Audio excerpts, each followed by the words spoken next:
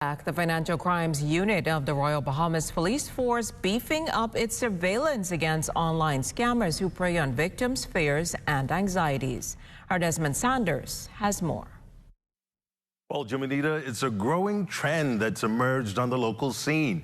Banking scams where online fraudsters carry out sophisticated plots to lure vulnerable victims out of millions. Officers from the Financial Crimes Unit of the Royal Bahamas Police Force warning residents to be aware. So as it relates to those persons that are affected from the fraud part of the cybercrime, we advise those persons to be very careful, right? We have a lot of crafty criminals out there that their aim is to just target those persons. We've seen a lot lately, whereas a lot of females have become the targets. Police also seeing an uptick in romance scams where victims are enticed to contribute cash to foster a fake romantic relationship. Substantial winnings are offered if the victim can send cash. We have the romance scam, we have what we call the account takeover, and we have this thing called the Samsung scam.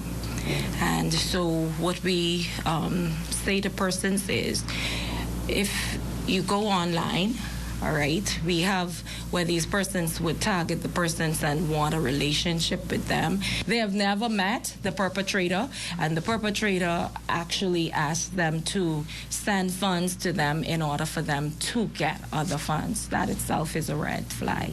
We also have matters where we call the online takeover. It's with most of the financial institutions, whereas your account may have been compromised, and the persons would then ask you they would send you a link and ask you to put in your passwords. Now, police also advising residents to be on the lookout for fraudulent lotteries, prize draws, sweepstake games, and auction sites. Crooks are constantly building mousetraps to lure vulnerable victims. Persons are getting calls in terms of to say, well, you had a loved one died and they left this substantial amount of monies for you, but in order for you to claim it, we need you to send these credentials. And people automatically believe it at first, you know.